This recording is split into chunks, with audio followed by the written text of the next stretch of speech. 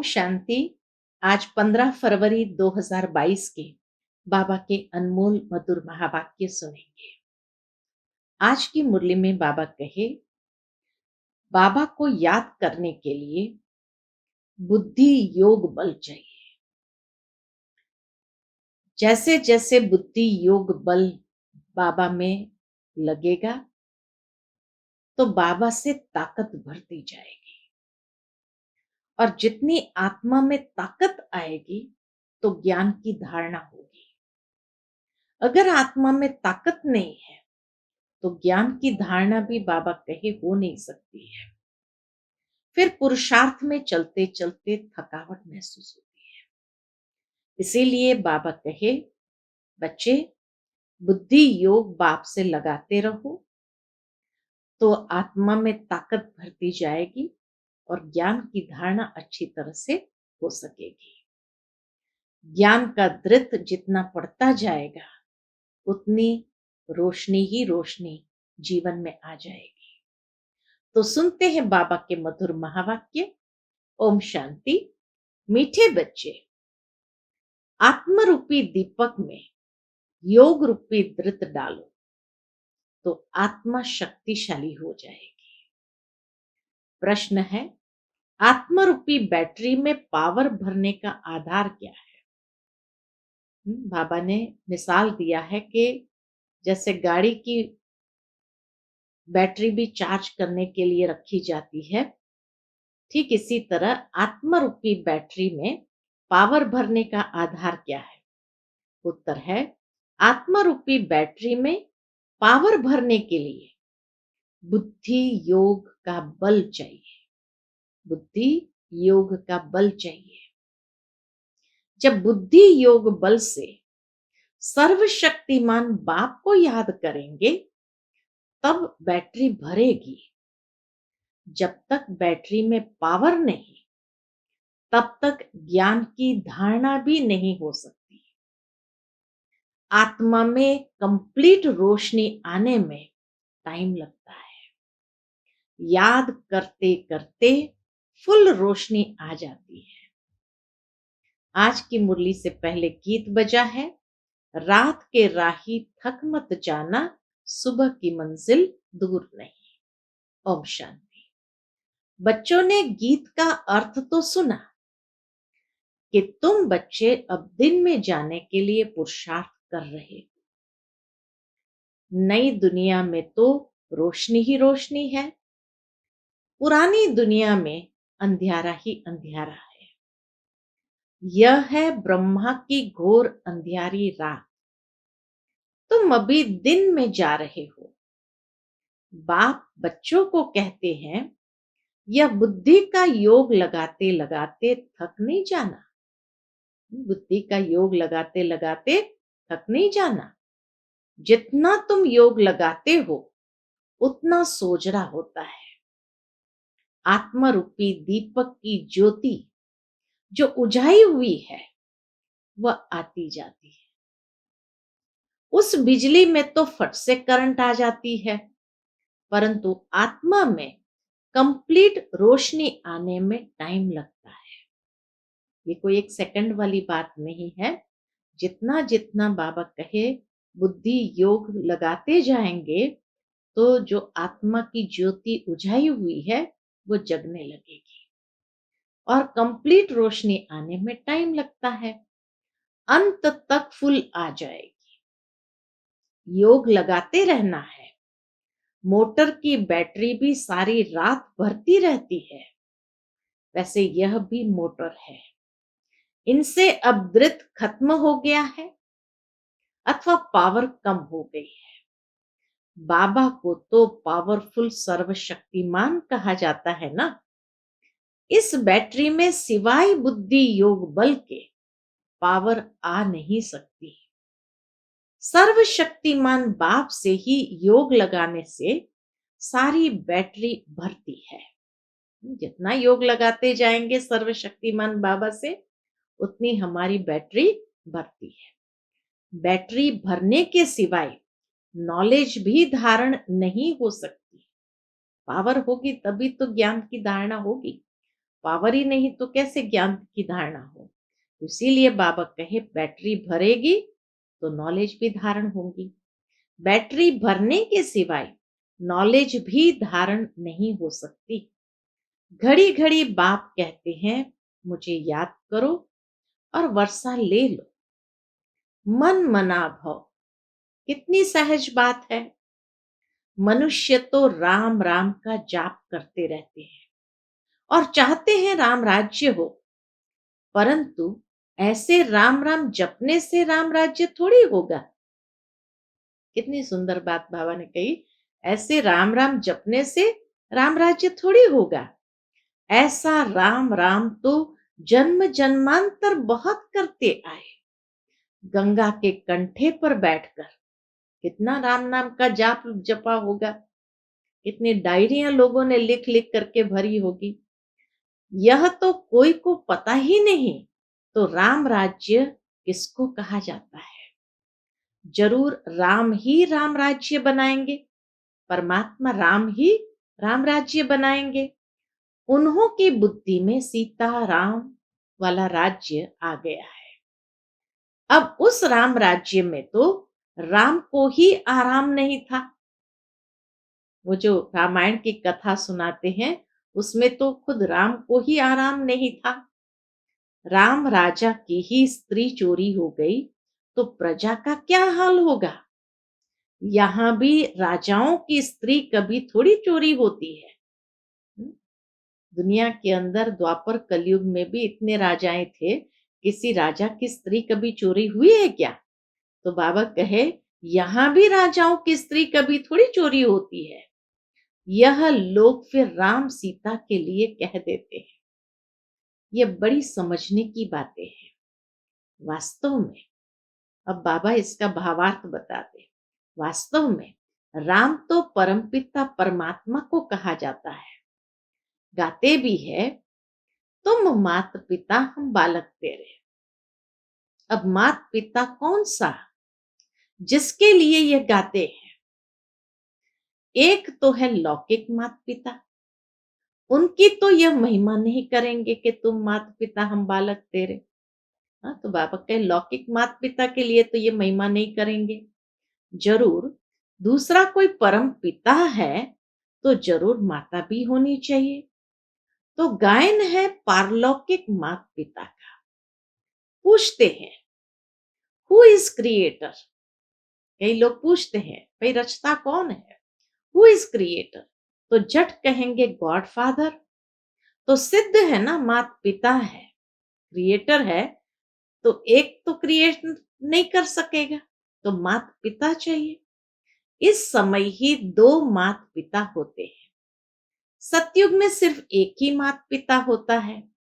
लौकिक मात पिता होते भी यहां गाते हैं तुम मात पिता हम बालक तेरे।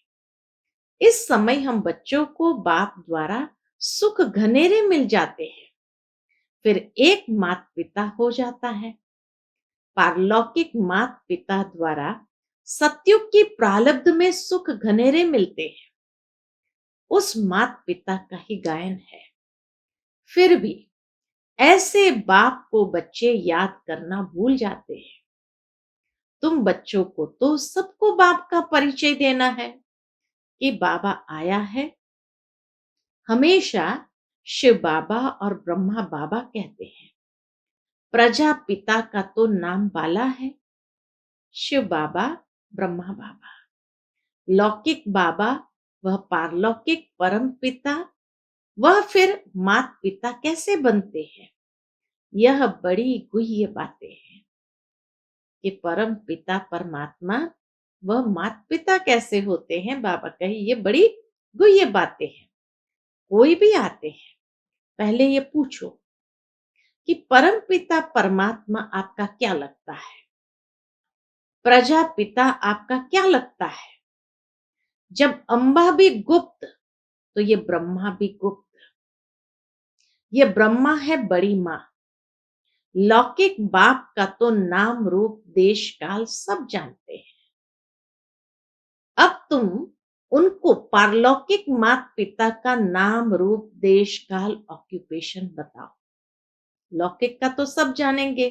तो बाबा कहे अब तुम्हारा कर्तव्य है उनको पारलौकिक माता पिता का नाम, रूप, देश, काल, ऑक्यूपेशन बताओ। मम्मा की भी, यह बड़ी मम्मा, कौन? ब्रह्मा बाबा, बड़ी मम्मा द्वारा बच्चों को एडॉप्ट करते हैं तो माता पिता कंबाइंड हो जाते हैं। शिव बाबा, ब्रह्मा बाबा, यही तो माता पिता बन जाते हैं, कंबाइंड हो जाते हैं। इनको माता पिता अथवा बाप दादा भी कहते हैं। किसको समझाने की बड़ी युक्तियां चाहिए, बड़े बोर्ड पर लिखना चाहिए। निराकार परमपिता परमात्मा को सब याद भी करते हैं, परंतु यह नहीं जानते तो वो माता पिता कैसे हैं। इतनी भी मनुष्य की बुद्धि नहीं चलती, क्योंकि बातें हैं बहुत विचित्र। हाँ, ब्रह्मा माँ का रहस्य समझने में बाबा कहे ये विचित्र बात है जो सब कोई नहीं समझ पाते हैं। तो इतनी भी मनुष्य की बुद्धि नहीं चलती, क्योंकि बातें हैं बहुत विचित्र जो बाप ही आकर सुनाते हैं। आत्मा कहती है ओ परमपिता परमात्मा, वह भी है आत्मा परंतु सुप्रीम है। शिव बाबा भी आत्मा है परंतु सुप्रीम है। सुप्रीम माना परम, वह परम धाम में रहने वाला है। वह खुद तो जन्म मरण में नहीं आते, आकर के हम बच्चों को पतित जन्म मरण से छुड़ाते हैं। पावन जन्म मरण से नहीं छुड़ाते, पतित जन्म मरण के चक्र से छुड़ाते। पतित आत्मा को ही पावन आत्मा बनाते हैं, इसलिए उनको पतित पावन कहा जाता है। मनुष्य तो राम सीता का भी अर्थ नहीं समझते। वास्तव में सब भक्तियां सीताएं हैं, याद करती है एक साजन परमात्मा को। बाप कहते बच्चे इस समय सारी दुनिया में रावण राज्य है, सिर्फ लंका में नहीं, रावण को जलाते भी यहां है। लंका हिंदुस्तान में नहीं, वह तो बौद्धियों का अलग खंड है।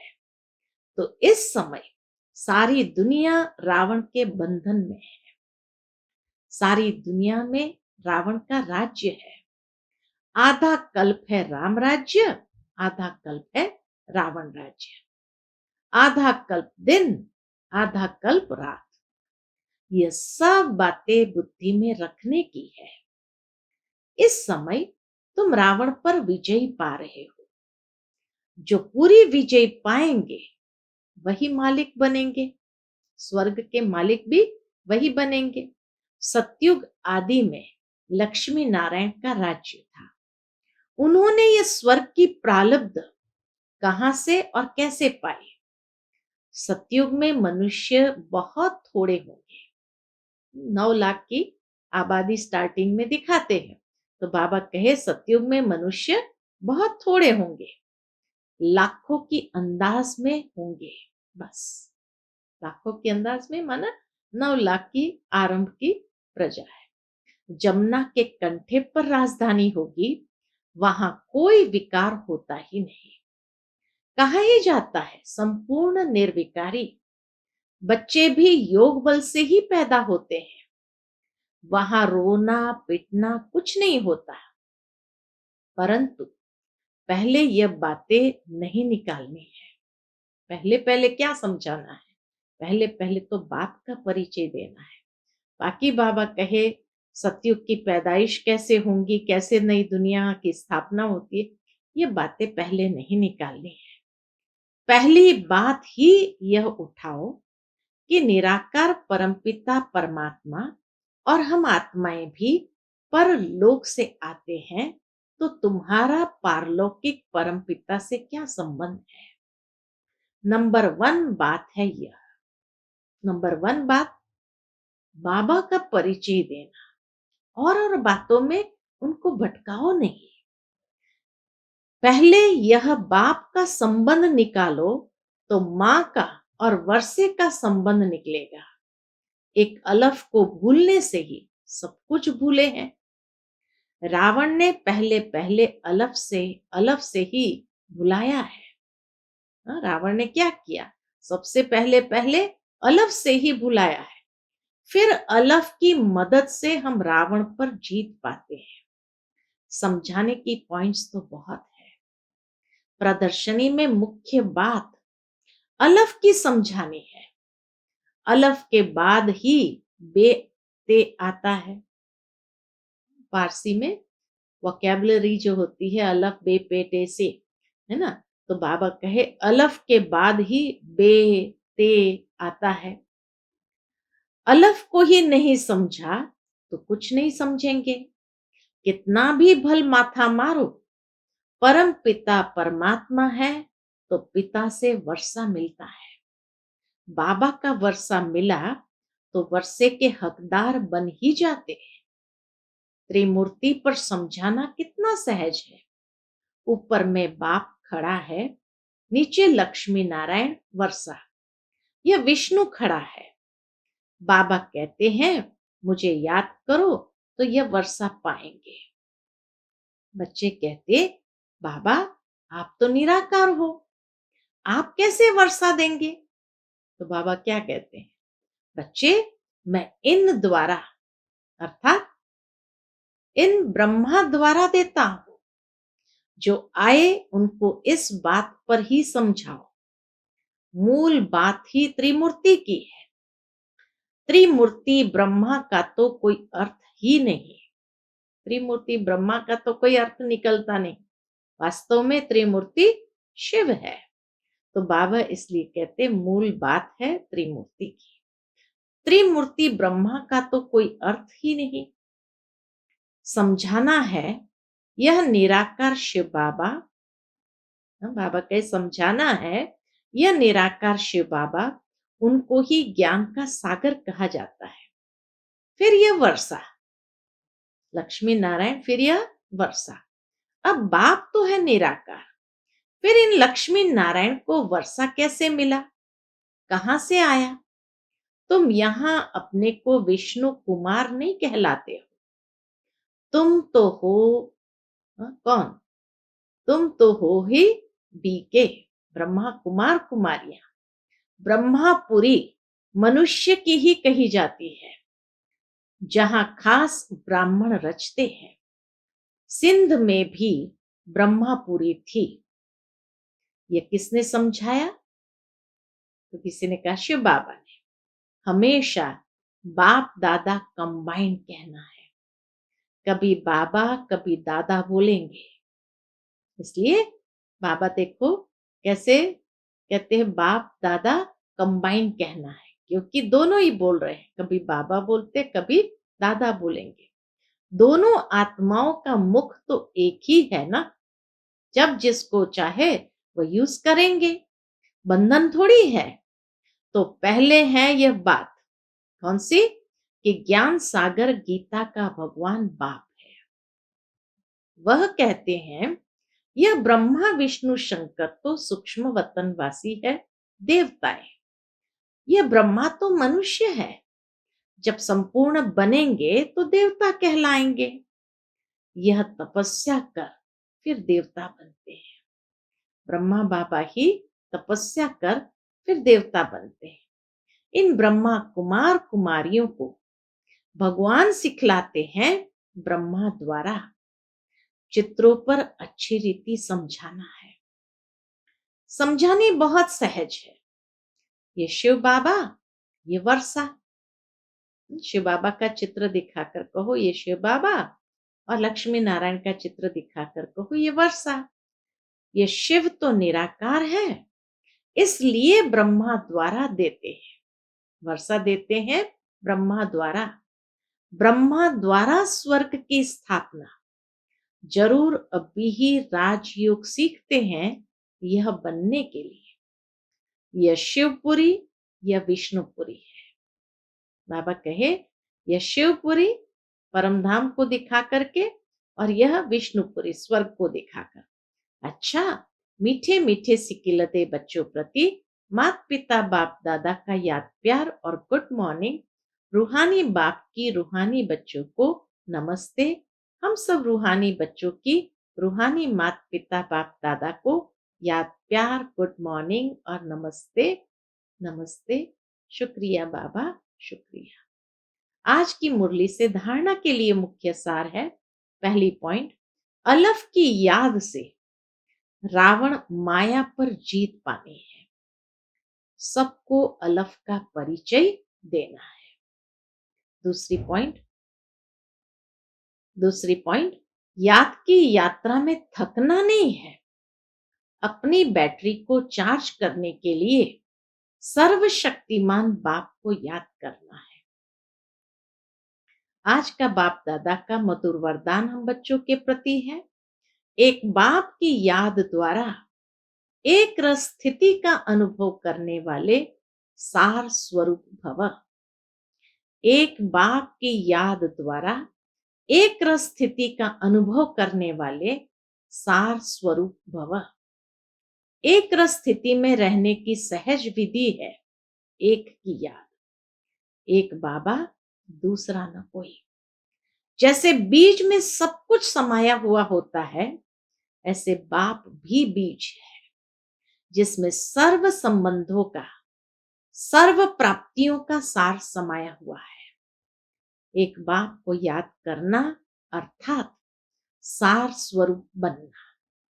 तो एक बाप दूसरा न कोई, यह एक की याद एक रस स्थिति बनाती है। जो एक सुखदाता बाप की याद में रहते हैं, उसके पास दुख की लहर कभी आ नहीं सकती। जो एक सुखदाता बाप की याद में रहते, उनके पास दुख की लहर कभी आ नहीं सकती। उन्हें स्वप्न भी सुख के, खुशी के, सेवा के और मिलन मनाने के आते हैं। कितनी सुंदर बात कही। आज का स्लोगन है, श्रेष्ठ आशाओं का दीपक जगाने वाले ही सच्चे कुल दीपक है। श्रेष्ठ आशाओं के दीपक जगाने वाले ही सच्चे कुल दीपक है। आज मातेश्वरी जी के अनमोल महावाक्य है। टाइटल है, परमात्मा द्वारा फर्स्ट लॉटरी क्यों न विन करें। देखो, बहुत मनुष्य ऐसे समझते हैं, थोड़ा सा भी पुरुषार्थ करने से हम भी वैकुंठ में तो आ जाएंगे ना। परंतु उन्हों को यह सोचना चाहिए कि परमात्मा बाप आया है तो कंप्लीट वर्षा लेने के लिए, तो स्टूडेंट का काम है संपूर्ण पुरुषार्थ कर स्कॉलरशिप लेना। ये नहीं कि थोड़ा बहुत मिल गया बहुत है। मम्मा कहे कि परमात्मा बाप आया है तो कंप्लीट वर्षा लेने के लिए स्टूडेंट का काम है संपूर्ण पुरुषार्थ कर स्कॉलरशिप लेना। तो पहला नंबर लॉटरी क्यों न विन करें। वह है विजय माला में पिरोया जाना। पहले नंबर की लॉटरी है विजयी माला में पिरोया जाना। बाकी दो लड्डू पकड़कर बैठे हैं, यहां का भी हद का सुख लूं और वहां भी वैकुंठ में कुछ न कुछ सुख ले लेंगे। ऐसे विचारवान को मध्यम और कनिष्ठ पुरुषार्थी कहेंगे, न कि सर्वोत्तम पुरुषार्थी। जब बाप देने में आनाकानी नहीं करता तो लेने वाले क्यों कतराते हैं। बाबा कहे, जब बाप देने में आनाकानी नहीं करता तो लेने वाले क्यों कतराते हो। तब गुरु नानक ने कहा, परमात्मा तो दाता है, समर्थ है, मगर आत्माओं को लेने की भी ताकत नहीं। देंदा दे, लेंदा थक पाए। अर्थात देने वाला देता है लेकिन लेने वाला थक जाता है। आपके दिल में आता होगा, हम क्यों न चाहेंगे कि हम भी यह पद पाएं। परंतु देखो बाबा कितनी मेहनत करता है, फिर भी माया कितना विघ्न डालती है। क्यों? अब माया का राज्य समाप्त होने वाला है, इसलिए माया विघ्न तो डालेंगी। अब माया ने सारा सार निकाल दिया है, तब ही परमात्मा आते हैं, जिसमें सब रस समाया हुआ है, जिससे सभी संबंध की रसना मिलती है। तब ही त्वमेव माताश्च पिता त्वमेव, आदि आदि ये महिमा उस परमात्मा की है। तो बलिहारी इस समय की है जो ऐसा संबंध हुआ है। बलिहारी इस समय की है जो ऐसा संबंध हुआ है। अच्छा, ओम शांति।